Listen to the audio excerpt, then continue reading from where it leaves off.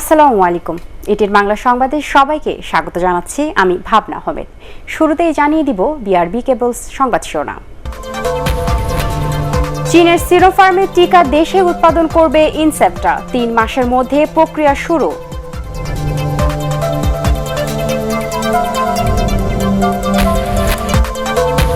করোনায় দেশে আরও ১৭৪ জনের মৃত্যু। গণটিকা কর্মসূচিতে ৬ দিনে ৫৬ লাখ মানুষ ভ্যাকসিন পেল।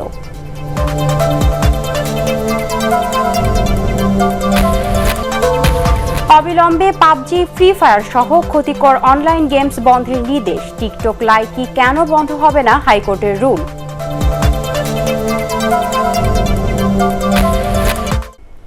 শুনছিলেন বিআরবি কেবল সংবাদ শিরোনাম। এবারে বিস্তারিত সংবাদ। চীনের সিনোফার্মের টিকা দেশে উৎপাদন করবে ইনসেপ্টা ফার্মা। আগামী ৩ মাসের মধ্যে শুরু হবে এই প্রক্রিয়া। মাসে ৪ কোটি টিকা উৎপাদন করতে পারবে তারা। এজন্য সমঝোতা চুক্তি সই হয়েছে। স্বাস্থ্যমন্ত্রী জানান, ২৬ কোটি টিকা সংগ্রহের লক্ষ্যে কাজ করছে সরকার। চলতি মাসেই দেশে আসবে সিনোফার্মের আরও ৫০ লাখ টিকা। রিপোর্ট মাহবুব কবির চপলের। এখন পর্যন্ত যে দেশ যত বেশি টিকা দিয়েছে সে দেশে করোনার সংক্রমণ তত কম, কিন্তু টিকা দেওয়ার ক্ষেত্রে অনেক পিছিয়ে বাংলাদেশ। এ পর্যন্ত মাত্র ৯% মানুষকে টিকা দেওয়া হয়েছে। এই হার বাড়াতে ব্যাপক হারে টিকা দেওয়া শুরু হলেও সরবরাহ না থাকায় তা বন্ধ করতে হয়েছে। টিকার পর্যাপ্ত যোগান নিশ্চিত করতে দেশেই উৎপাদন শুরু হচ্ছে। এ বিষয়ে চীনের সিনোফার্মের সাথে সমঝোতা চুক্তি করেছে ইনসেপ্টা ফার্মা। এই ভ্যাকসিন সিনোফার্ম বাল্কে দিবে এবং ইনসেপ্টার যে প্রোডাকশন ফ্যাসিলিটি আছে, যে শিল্প আছে, সেখানে ফিল ফিনিশ করবে। এই চুক্তি হয়েছে। যদি 10 ডোজের প্রতি ভাইল হয় তাহলে তারা প্রায় 4 কোটি ডোজ পার মান্থ বানাতে পারবে। মাস তিনেকের মধ্যে করতে পারবেন, কেন ওনারও প্রস্তুতি, তাদেরও ইনসেপ্টার প্রস্তুতি আছে। বাইরে থেকে আনার থেকে অবশ্যই এটা কম দাম পড়বে। পাশাপাশি বিভিন্ন দেশ থেকে টিকা আনার প্রক্রিয়া অব্যাহত আছে বলেও জানান স্বাস্থ্যমন্ত্রী। রাশিয়ার সাথে চুক্তি হয়েছে, আমরা অপেক্ষায় আছি রাশিয়া কবে থেকে দিবে। এই তথ্যটা আমাদেরকে এখনো জানায় নেই, আমরা জানালে আপনাদেরকে জানাতে। সরবরাহ বাড়লে আবারও গণটিকা দেয়া শুরু হবে বলেও জানান তিনি। মাহবুব কবির চপল, এটিএন বাংলা, ঢাকা। দেশে করোনা ২৪ ঘন্টায় আরও ১৭৪ জনের মৃত্যু হয়েছে। এ নিয়ে মোট মৃতের সংখ্যা দাঁড়ালো ২৪,৩৪৯ জনে। এর মধ্যে ঢাকা বিভাগে সর্বোচ্চ ৭০ জনের মৃত্যু হয়েছে। চট্টগ্রাম বিভাগে দ্বিতীয় সর্বোচ্চ ৩৭ জন মারা গেছেন। এছাড়া খুলনা বিভাগে ১৯ ও রাজশাহী বিভাগে ১৭ জনের মৃত্যু হয়েছে। স্বাস্থ্য অধিদপ্তরের সংবাদ বিজ্ঞপ্তিতে জানানো হয়, সবশেষ ২৪ ঘন্টায় ৩৩,০১৫টি নমুনা পরীক্ষায় ৬,৯৫৯ জনের করোনা শনাক্ত হয়েছে। শনাক্তের হার ২১.০৮%। এর মধ্যে শুধু ঢাকাতেই শনাক্ত হয়েছে ৪,১৭০ জন। মৃতদের মধ্যে ৫০ ঊর্ধ্ব ১৩৭ জন। গত সপ্তাহে এর আগের সপ্তাহের তুলনায় মৃত্যু কমেছে ১২% বেশি আর শনাক্ত কমেছে ২৭%। গণটিকা কর্মসূচিতে লক্ষ্যমাত্রার প্রায় দ্বিগুণ মানুষকে করোনার টিকা দেওয়া হয়েছে বলে জানিয়েছে স্বাস্থ্য বিভাগ। ৩২ লাখ মানুষকে টিকা দেওয়ার কথা থাকলেও ৬ দিনে ভ্যাকসিন নিয়েছেন ৫৬ লাখ মানুষ। সুষ্ঠু পরিকল্পনার অভাবে গণটিকা কার্যক্রম বিশৃঙ্খল হয়েছে বলছেন বিশ্লেষকরা। তবে প্রশাসন ও স্থানীয় জনপ্রতিনিধিদের আশানুরূপ সহায়তা পেলে কর্মসূচি আরও ভালো হতে পারত বলে মনে করে স্বাস্থ্য অধিদপ্তর। ইমদাদুল্লাহ বাবুর রিপোর্ট। সারা দেশে ৭ থেকে ১২ আগস্ট পর্যন্ত করোনার গণটিকা কর্মসূচি বাস্তবায়ন করেছে স্বাস্থ্য অধিদপ্তর। এ সময় প্রথম এবং দ্বিতীয় ডোজ মিলে টিকা নেন ৫৬ লাখ মানুষ। এই ৬ দিনে প্রথমে ১ কোটি মানুষকে টিকা দেওয়ার লক্ষ্য নির্ধারণ করা হলেও পরে তা কমিয়ে ৩২ লাখ করা হয়। টিকা কর্মসূচির দিনক্ষণেও কয়েকবার আনা হয় পরিবর্তন। এগুলো ব্যবস্থাপনার দুর্বলতা, যেটা আমরা সবখানে দেখি, এখানেও তাই দেখছি। পরিকল্পনা আদৌ করা হয় না। একজনের মাথায় একটা আসলে সেই ঘোষণাটাকে দিয়ে তারপরে দেখে যে ঘোষণার সঙ্গে বাস্তবতার কোনো মিল নেই। গণটিকা চলাকালে সব কেন্দ্রে ছিল আগ্রহী মানুষের ভিড়। টিকা না পেয়ে অনেকেই ফিরে গেছেন হতাশ হয়ে। কোথাও কোথাও আমরা দেখেছি অতিরিক্ত মানুষের সমাবেশ হয়েছে, ভিড় হয়েছে, কোথাও কোথাও বিশৃঙ্খল পরিবেশ তৈরি হয়েছে। জনপ্রতিনিধিরা এই টিকা কার্যক্রমের সঙ্গে ওতপ্রোতভাবে সম্পৃক্ত ছিল। তাদের কাছে আমাদের প্রত্যাশা থাকবে যে তারা আগামী দিনগুলোতে আর একটু ভালো করে হোমওয়ার্ক করে পরিকল্পনাটিতে অংশগ্রহণ করবেন। তাহলে ছোটখাটো যে ভুলভ্রান্তিগুলো হয়েছে সেগুলো আগামী দিনগুলোতে কমে আসবে। আগামীতে সপ্তাহে 1.5 কোটি মানুষকে টিকা দেওয়ার পরিকল্পনা করেছে স্বাস্থ্য অধিদপ্তর। সেক্ষেত্রে কর্মীদের আরও প্রস্তুতি নেওয়ার পরামর্শ বিশেষজ্ঞদের। আমি ধরেন বাড়িতে একটা দাওয়াতের আয়োজন করছি, কিন্তু আমি জানি না কতজন অতিথি আসবে। তো আমি খাওয়ার আয়োজন করছি 15 জনের, অতিথি আসলো 30 জন। তাহলে কি ধরনের ঘটনাটা ঘটবে বলেন? আমরা যত দ্রুত পারি পুরো তালিকায় ভর্তি করে ফেলি, তাহলে আমাদের একদম সুনির্দিষ্ট জানবো আমি কে কে আসবে এবং তাদেরকে আমি আসতে বলবো। তাহলে বেশিও আসবে না, কমও আসবে না। আমরা এক সপ্তাহে কিন্তু 1 কোটির বেশি মানুষকে, প্রায় 1.5 কোটির কাছাকাছি মানুষকে আমরা টিকা দেবার আমাদের সক্ষমতা আছে। দ্বিতীয় ডোজের টিকাটি নিশ্চিত করেই প্রথম ডোজের টিকা দিচ্ছি। কাজেই নিরবিচ্ছিন্ন সরবরাহ, আমাদের ভান্ডারে পর্যাপ্ত মজুদ, এই দুটো বিষয় যদি ঠিক থাকে আগামী দিনগুলো তো একই রকমের কর্মসূচি আপনারা দেখতে পাবেন। গণটিকা সহ এ পর্যন্ত দেশে প্রায় 1,55,00,000 ব্যক্তি প্রথম ডোজ এবং 54 লাখেরও বেশি মানুষ দ্বিতীয় ডোজের ভ্যাকসিন নিয়েছেন। ইমদাদুল্লাহ বাবু, এটিএন বাংলা, ঢাকা। দেশের 12টি সিটি কর্পোরেশন এলাকায় দেওয়া হচ্ছে মডার্নার টিকার দ্বিতীয় ডোজ। করোনার ভ্যাকসিন নিতে রাজধানীর টিকা কেন্দ্রগুলোতে এখনও উপচে পড়া ভিড়। কেন্দ্রে দেরিতে ভ্যাকসিন পৌঁছানো আর অব্যবস্থাপনার ভোগান্তিতে পড়ছেন সাধারণ মানুষ। আরও জানাচ্ছেন নজিবুর রহমান। দীর্ঘ সময় অপেক্ষার পর টিকা কেন্দ্রের গেট খুলে দেয়ায় কার আগে কে যাবেন এ নিয়ে শুরু হয় প্রতিযোগিতা। হুড়োহুড়ি করে ঢুকতে গিয়ে কাচের গ্লাস ভেঙে কয়েকজন আহত হন।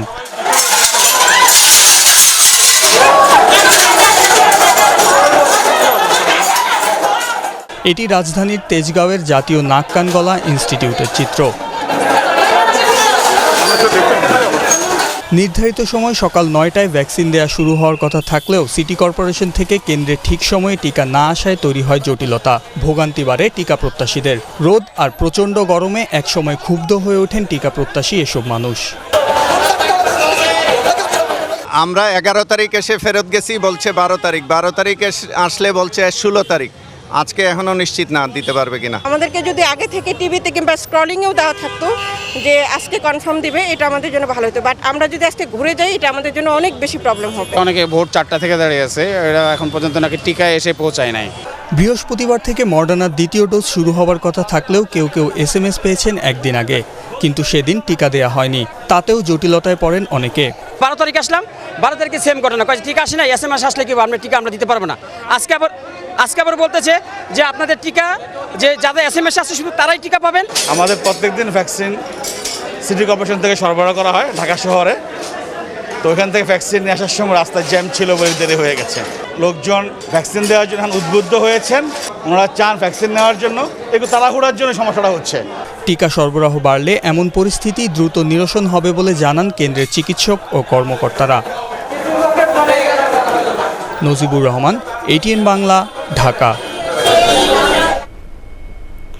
3 দিনের সরকারি ছুটি শেষে প্রথম কার্যদিবসে তীব্র যানজটে নাকাল নগরবাসী। প্রচণ্ড গরমের মধ্যে সৃষ্ট যানজটে চরম ভোগান্তিতে পড়তে হয় অফিসগামী মানুষকে। এদিকে গণপরিবহন, বিপণী বিতান, ব্যবসা প্রতিষ্ঠান কোথাও মানা হচ্ছে না সরকার নির্দেশিত স্বাস্থ্যবিধি। বিস্তারিত জানাচ্ছেন শফিকুল ইসলাম শামীম।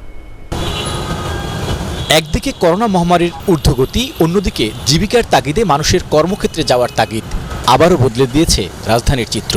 টানা 3 দিনের সরকারি ছুটি শেষে সোমবার রাজধানীর প্রধান সড়কে ছিল তীব্র যানজট। গন্তব্যে পৌঁছতে ঘন্টার পর ঘন্টা অপেক্ষা করতে হয়। যেখানে আসলে 40 মিনিট সময় লাগলো, এখানে আসলে 1.5 ঘন্টাতে অফিসে পৌঁছাতে পারছি না। আসলে আগের তুলনায় এখন যানজট অনেক বেড়ে গেছে। 40 মিনিটের রাস্তা এখন 2 ঘন্টা লেগে যাচ্ছে যাওয়ার জন্য।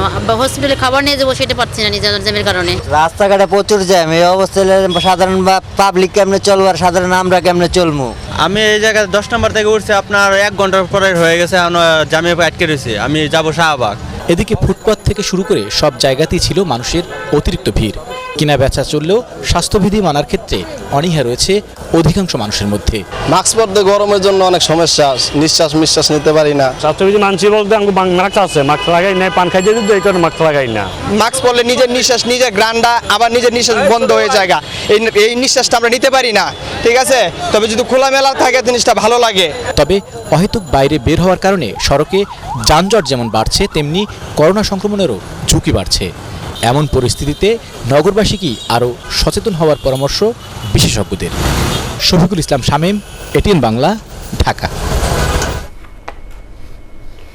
৭৫-এর ১৫ আগস্ট নিহতদের রক্ত কখনোই বৃথা যেতে দেওয়া হবে না বলে জানিয়েছেন প্রধানমন্ত্রী শেখ হাসিনা। জাতীয় শোক দিবস উপলক্ষে রাজধানীর বঙ্গবন্ধু এভিনিউয়ের দলীয় কার্যালয়ে আয়োজিত আলোচনা সভায় গণভবন থেকে ভার্চুয়ালি যুক্ত হয়ে প্রধানমন্ত্রী বলেন, জনগণের জন্য রক্ত দিতেই দেশে ফিরেছেন তিনি। এ সময় বঙ্গবন্ধু হত্যাকাণ্ডে যেসব ষড়যন্ত্রকারীকে বিচারের আওতায় আনা সম্ভব হয়নি, তাদের দ্রুত খুঁজে বের করার আশাবাদ ব্যক্ত করেন প্রধানমন্ত্রী। জাতির পিতা রক্ত দিয়ে গেছেন এই দেশের মানুষের জন্য, রক্ত দিয়ে গেছেন আমার মা, আমার ভাইয়েরা। আমিও সেই রক্ত দিতেই বাংলাদেশে পা রেখেছি। কাজে আমিও জানি আমার জীবনের কোনো মায়া নেই, আমার কোনো কিছু চাওয়ার নেই। আমার একটাই চাওয়া যে আদর্শ নিয়ে আমার বাবা এদের স্বাধীন করেছেন, স্বাধীনতা সেই আদর্শ বাংলার মানুষের কাছে পৌঁছে দেবো, এটাই আমাদের প্রতিজ্ঞা। তো আজকে 15 আগস্টের এটাই আমাদের প্রতিজ্ঞা হবে যে ওই রক্ত কখনো বৃথা যায়নি, বৃথা যাবে না, বৃথা যেতে আমরা দেব না। আজ থেকে বেসরকারি উদ্যোগে চাল আমদানির অনুমতি দেওয়া হচ্ছে বলে জানিয়েছেন খাদ্যমন্ত্রী সাধন চন্দ্র মজুমদার। সচিবালয়ে তিনি সাংবাদিকদের একথা জানান।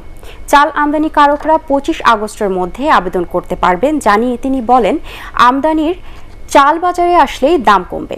যারা ধান বা চাল মজুত করে রেখেছেন তারা বাধ্য হয়ে সেগুলো বাজারে ছেড়ে দেবেন। দেশে পর্যাপ্ত চালের মজুত রয়েছে জানিয়ে খাদ্যমন্ত্রী বলেন, শুধু মিল মালিকরাই নয়, চালের দাম বাড়ার কারসাজির পেছনে আড়তদার ব্যবসায়ীরাও জড়িত। আমরা বেসরকারিভাবে আমদানির জন্য আমরা অলরেডি মাননীয় প্রধানমন্ত্রীর কাছে লিখেছিলাম, উনি অনুমোদন দিয়েছেন। 62% থেকে কমিয়ে এখন 25% ট্যাক্সে যেদিন যে আবেদন পড়বে আমরা সেই দিনই সেটার তাদের দক্ষতা দেখে বা এর আগে কতখানি এনেছে কতখানি আমরা দিতে পারবো দেখে আমরা কিন্তু প্রতিদিনই ছেড়ে দেব। বিএনপি মহাসচিবের সাম্প্রতিক বক্তব্যের তীব্র নিন্দা ও প্রতিবাদ জানিয়েছেন আওয়ামী লীগ সাধারণ সম্পাদক ওবায়দুল কাদের।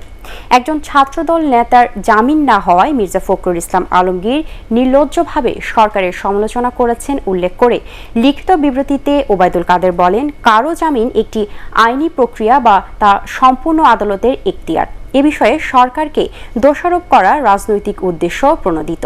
বিবৃতিতে তিনি আরও বলেন, কখনোই বিএনপিকে শূন্য করতে চায়নি সরকার, বরং দলটি নীতি বিবর্জিত হত্যা, কু ও ষড়যন্ত্রের রাজনীতিকে বৈধতা দিয়েছে। আওয়ামী লীগের দপ্তর সম্পাদক বিপ্লব বড়ুয়া স্বাক্ষরিত বিবৃতিতে ওবায়দুল কাদের বলেন, অতীত কর্মকাণ্ডের ফল হিসেবে বিএনপি আজ নিশ্চিহ্ন প্রায়। ক্ষমতাসীনরা ইতিহাস বিকৃত করে বঙ্গবন্ধুর হত্যাকাণ্ডের সাথে জিয়াউর রহমানকে জড়ানোর চেষ্টা করছে বলে অভিযোগ করেছেন বিএনপি মহাসচিব মির্জা ফখরুল ইসলাম আলমগীর। কেন্দ্রীয় কার্যালয়ে দোয়া মাহফিলে তিনি আরও বলেন, 15 আগস্ট হত্যাকাণ্ডের সুবিধাভোগী ও কুশীলবদের আওয়ামী লীগ নানাভাবে প্রতিষ্ঠিত করেছে। মনিরুল আহসানের রিপোর্ট।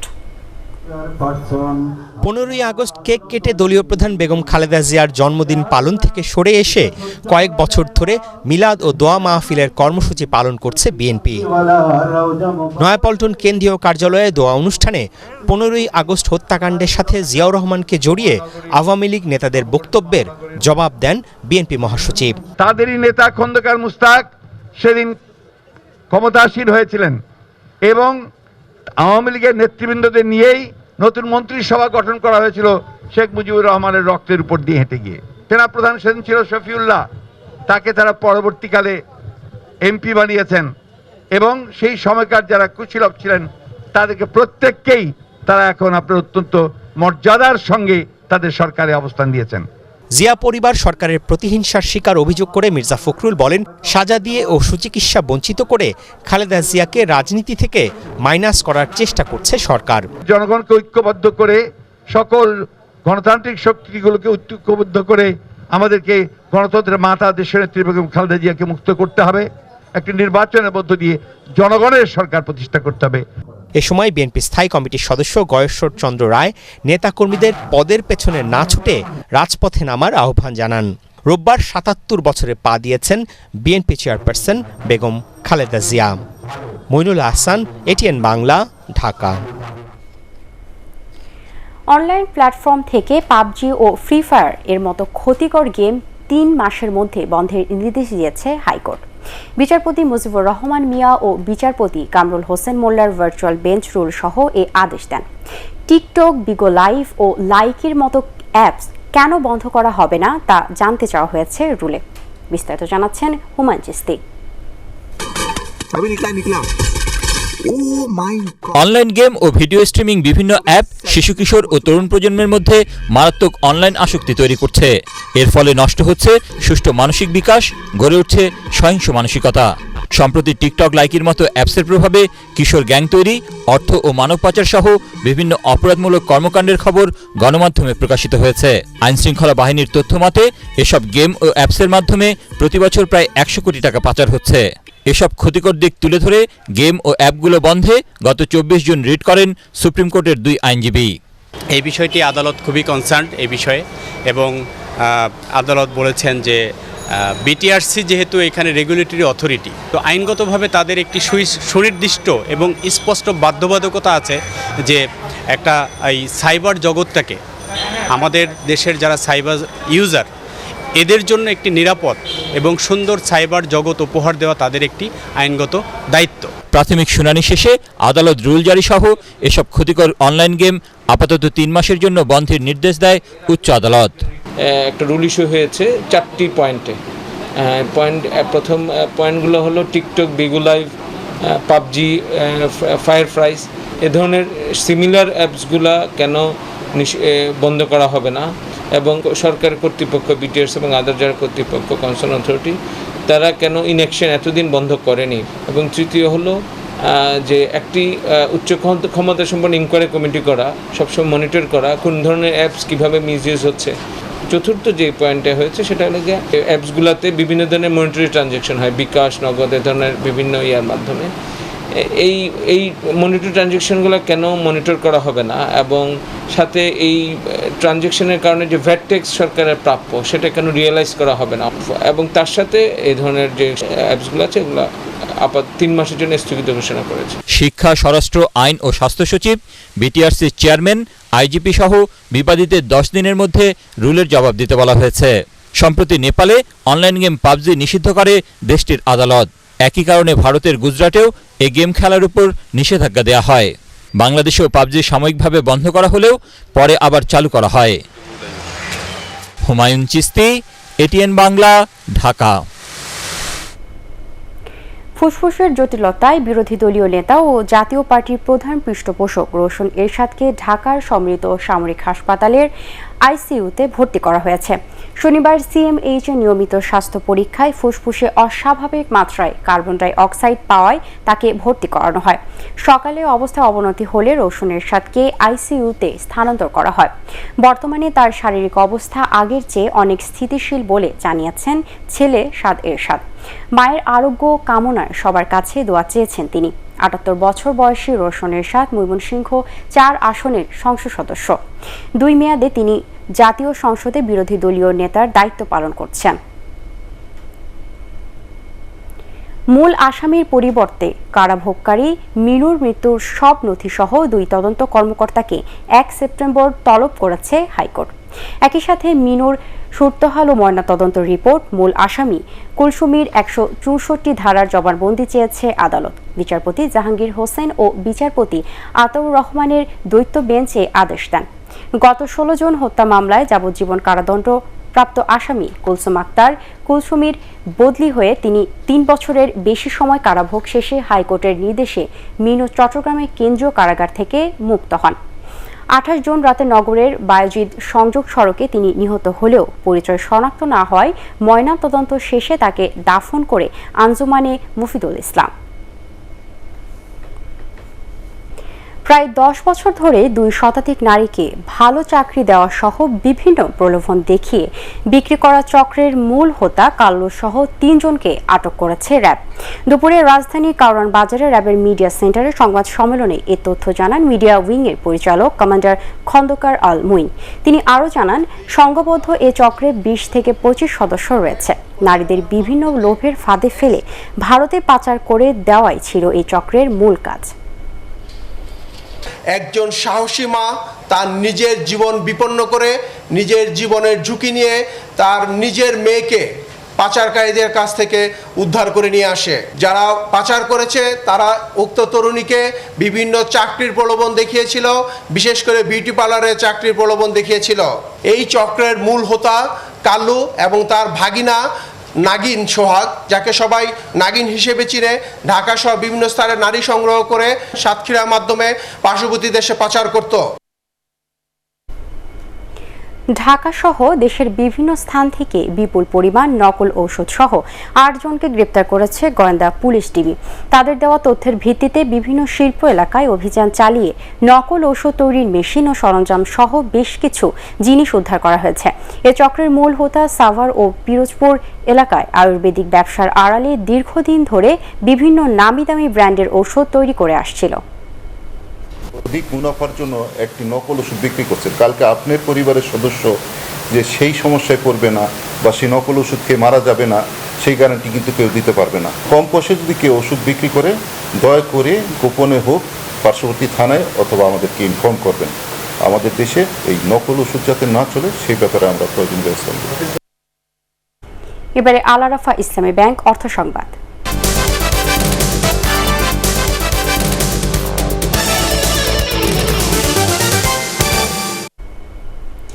স্বাধীন কমিশন গঠন করে বঙ্গবন্ধুর খুনের নেপথ্যের নায়কদের খুঁজে বের করে তাদের মুখোশ উন্মোচন করার দাবি জানিয়েছেন এনআরবিসি ব্যাংকের চেয়ারম্যান ও রাশিয়া বঙ্গবন্ধু পরিষদের সাধারণ সম্পাদক তমাল পারভেজ।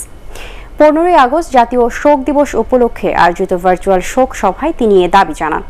শোককে রূপান্তরিত করব শক্তির এবং উন্নয়ন করব অর্থনৈতিক মুক্তি শীর্ষক এই সভায় অন্যান্যের মধ্যে বক্তব্য রাখেন রাশিয়া বঙ্গবন্ধু পরিষদের সভাপতি ও এনআরবিসি ব্যাংকের ভাইস চেয়ারম্যান রফিকুল ইসলাম মিয়া আরজু ও রাশিয়ায় নিযুক্ত বাংলাদেশের রাষ্ট্রদূত কামরুল আহসান। যথাযথ মর্যাদায় জাতীয় শোক দিবস ও বঙ্গবন্ধুর 46তম শাহাদত বার্ষিকী উদযাপন করল ইসলামী ব্যাংক লিমিটেড। দিবসটি উপলক্ষে ব্যাংকের ম্যানেজিং ডিরেক্টর ও সিইও মোহাম্মদ মনিরুল মাওলা ধানমন্ডি 32 নম্বরে বঙ্গবন্ধুর প্রতিকৃতিতে পুষ্পস্তবক অর্পণ করেন। এ সময় ব্যাংকের additional managing director Mohammad Kaiser Ali ও Mohammad Omar Faruk Khan, deputy managing director Abu Reza Mohammad Yahya, JQM Habibullah FCS ও Mohammad Mustafizur Rahman Siddiqui, senior executive vice president Mohammad Mahbub Alam সহ ব্যাংকের প্রধান কার্যালয়ের বিভিন্ন ও কর্মকর্তারা উপস্থিত ছিলেন। জাতির পিতা বঙ্গবন্ধু শেখ মুজিবুর রহমানের 46তম শাহাদত বার্ষিকী ও জাতীয় শোক দিবস উপলক্ষে সাতক্ষীরার দেবহাটা উপজেলার কুলিয়া ইউনিয়নের অর্ধশতদুস্থ পঙ্গু ও অসহায় মানুষের মাঝে হুইল চেয়ার বিতরণ করা হয়েছে।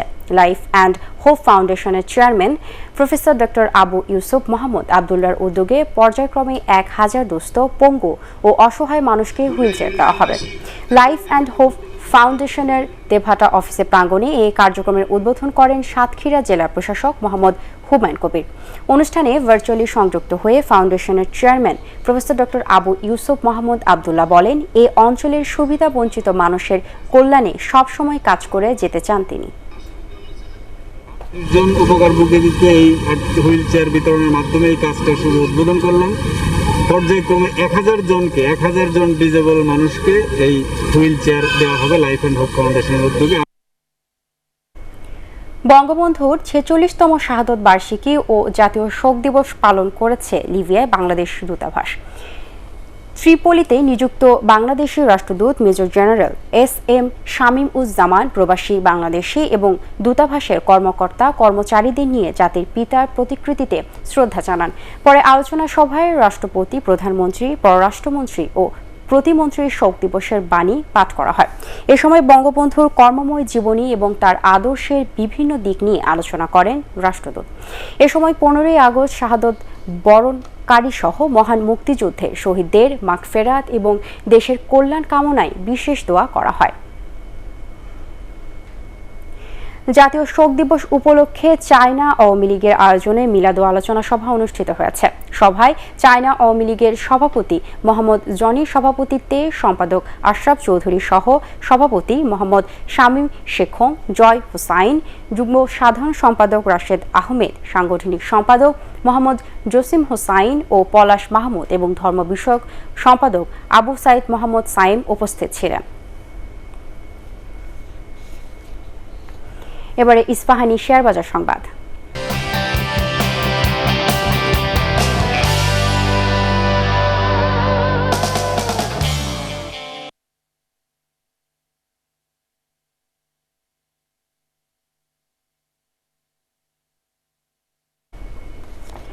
সপ্তাহের প্রথম কার্যদিবসে আজ ঢাকা স্টক এক্সচেঞ্জে সূচক ও লেনদেন রেকর্ড হয়েছে।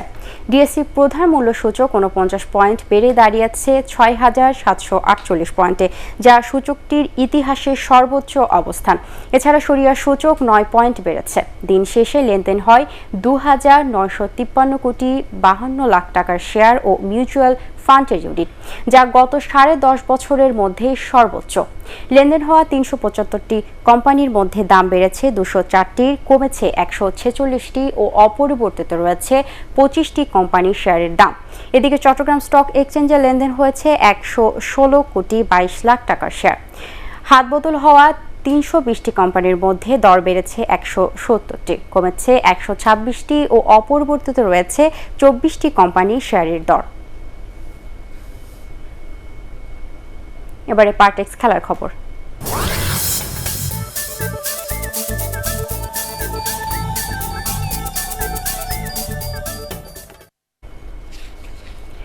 করোনা সুরক্ষা বলয়ের জন্য বাংলাদেশের বিপক্ষে টি-20 সিরিজের আগে কোনো প্রস্তুতি ম্যাচ খেলবে না নিউজিল্যান্ড ক্রিকেট দল। বাংলাদেশের বিপক্ষে 5 ম্যাচের টি-20 সিরিজ খেলতে আগামী 24শে আগস্ট ঢাকা আসবে নিউজিল্যান্ড। ঢাকায় এসে 3 দিনের কোয়ারেন্টিনে থাকার পর একটি প্রস্তুতি ম্যাচ খেলার কথা ছিল তাদের, কিন্তু সুরক্ষা বলয়ের বিবেচনায় কিউইরা প্রস্তুতি ম্যাচ খেলবে না বলে জানিয়েছেন বিসিবির প্রধান নির্বাহী নিজামুদ্দিন চৌধুরী। এছাড়া টি-20 ম্যাচের সময় পরিবর্তন করা হয়েছে বলেও জানান তিনি। মিরপুরের টি-20 সিরিজের সবকটি ম্যাচ শুরু হবে বিকেল 4টায়। কিংস্টনে রুদ্ধশ্বাস ম্যাচে পাকিস্তানকে 1 উইকেটে হারিয়ে একমাত্র টেস্ট জিতল ওয়েস্ট ইন্ডিজ। একদিন হাতে রেখে জয় পায় স্বাগতিকরা। 169 রানের টার্গেটে নেমে মাত্র 16 রানে 3 উইকেট হারিয়ে বিপর্যয়ে পড়ে ওয়েস্ট ইন্ডিজ। চতুর্থ উইকেটে রোস্টন চেইস ও জার্মি ব্ল্যাকউড 68 রান যোগ করেন, কিন্তু পাকিস্তানি বোলাররা কোনো ব্যাটসম্যানকেই ক্রিজে স্বস্তি পেতে দেননি। ব্ল্যাকউড 55 রান করেন। শেষ দিকে জোশুয়া ডি সিলভা, জোমেন ওয়ারিকান ও জেইডেন সিলসকে নিয়ে 9 উইকেটে হারানো ওয়েস্ট ইন্ডিজকে দারুণ এক জয় এনে দেন কেমার রোচ। প্রথম ইনিংসে পাকিস্তানের 217 রানের জবাবে 253 রানে অল আউট হয় ওয়েস্ট ইন্ডিজ। দ্বিতীয় ইনিংসে পাকিস্তানের সংগ্রহ ছিল 203 রান। স্প্যানিশ লা লিগায় 17 বছর লিওনেল মেসি ছাড়া খেলতে নেমে 4-2 গোলে রিয়াল সোসিয়েদাদকে হারালো বার্সেলোনা। অবশ্য 1939 সালের পর লা লিগায় নিজেদের উদ্বোধনী ম্যাচে কখনো হারেনি কাতালানরা। মেসি দুঃখ ভুলে দারুণ সূচনা করে রোনাল্ড কোম্যানের দল। জেরার্ড পিকে আর মার্টিন ব্রেথওয়েটের জোড়া গোলে খেলার 59 মিনিটেই 3-0 গোলে লিড নেয় বার্সেলোনা। শেষ দিকে 3 মিনিটে 2 গোল শোধ করে খেলা জমিয়ে তোলেন হুলেন লোবেতো এবং মিকেল ওইরাজাবাল। খেলা শেষের ইনজুরি টাইমে সের্জিও রবের্তো বার্সেলোনার 4-2 গোলের জয় নিশ্চিত করেন। 556 দিন পর স্প্যানিশ লিগে দর্শক ফেরার ম্যাচে বড় জয় দিয়ে যেন নতুন দিনের বার্তা দিল বার্সেলোনা।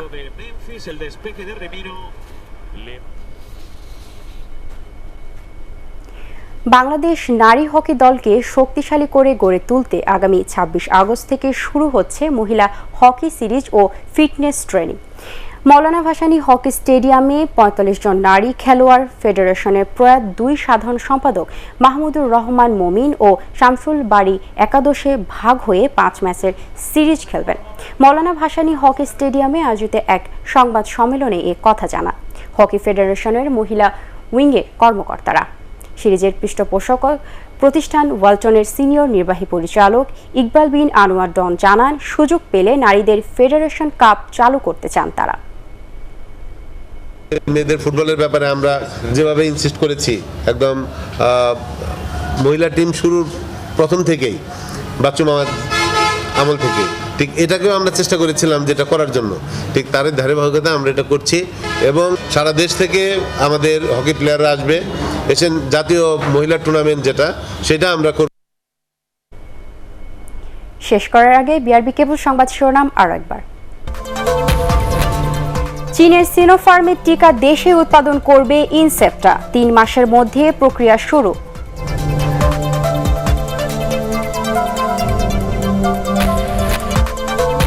করোনায় দেশে আরও ১৭৪ জনের মৃত্যু, গণটিকা কর্মসূচিতে ৬ দিনে ৫৬ লাখ মানুষ ভ্যাকসিন পেল।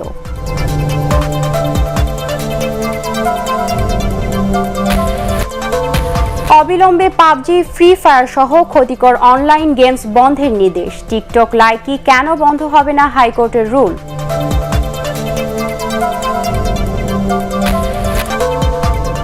পরবর্তী সংবাদ দেখার আমন্ত্রণ জানিয়ে এখনকার মতো শেষ করছি। করোনা ভাইরাস থেকে নিজেকে সুরক্ষিত রাখতে মাস্ক পরুন এবং বারবার হাত পরিষ্কার করুন। এছাড়া এটিএন বাংলার সংবাদ ইউটিউবে দেখতে ব্রাউজ করুন, youtube/ATN Bangla News। ধন্যবাদ সবাইকে।